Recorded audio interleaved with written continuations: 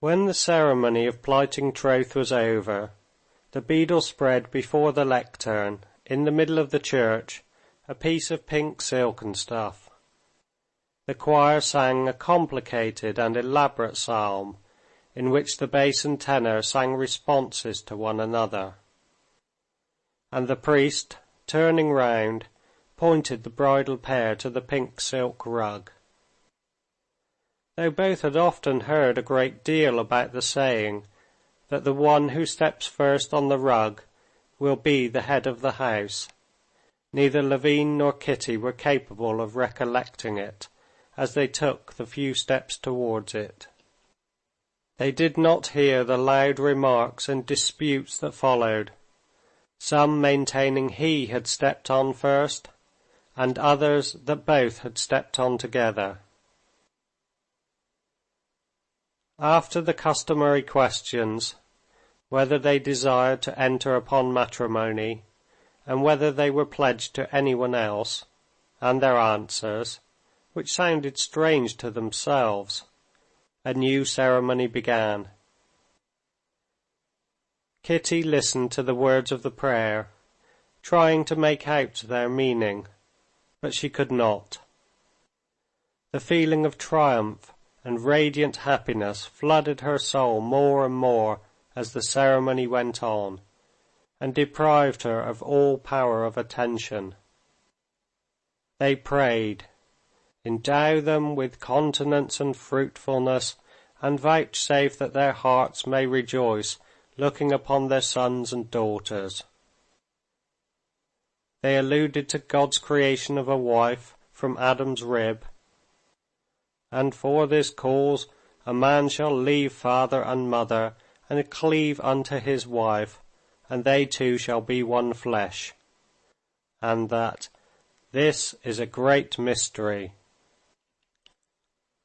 They prayed that God would make them fruitful and bless them, like Isaac and Rebekah, Joseph, Moses, and Zipporah, and that they might look upon their children's children. "That's all splendid," thought Kitty, catching the words. "All that's just as it should be," and a smile of happiness, unconsciously reflected in everyone who looked at her, beamed on her radiant face.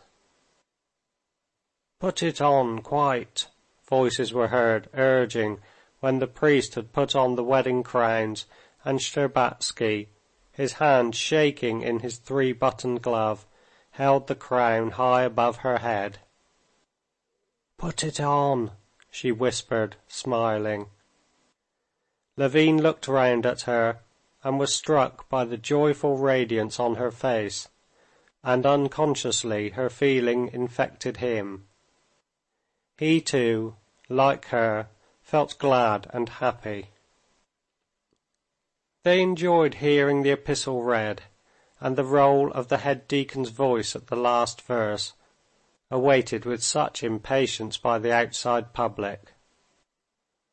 They enjoyed drinking out of the shallow cup of warm red wine and water, and they were still more pleased when the priest, flinging back his stole, and taking both their hands in his, led them round the lectern, to the accompaniment of bass voices chanting "Glory to God." Shtcherbatsky and Tchirikov, supporting the crowns and stumbling over the bride's train, smiling too and seeming delighted at something, were at one moment left behind, at the next treading on the bridal pair as the priest came to a halt. The spark of joy kindled in Kitty seemed to have infected everyone in the church. It seemed to Levin that the priest and the deacon too wanted to smile just as he did.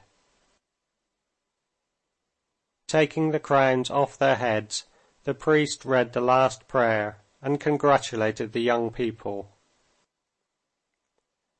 Levin looked at Kitty, and he had never before seen her look as she did. She was charming with the new radiance of happiness in her face. Levin longed to say something to her, but he did not know whether it was all over. The priest got him out of his difficulty.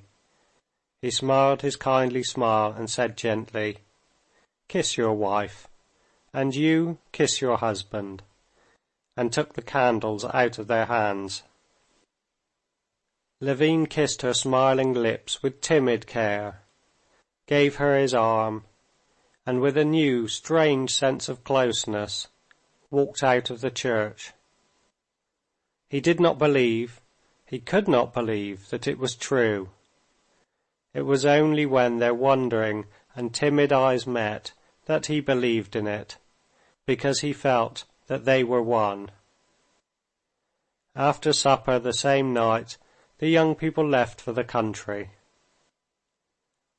End of chapter 6.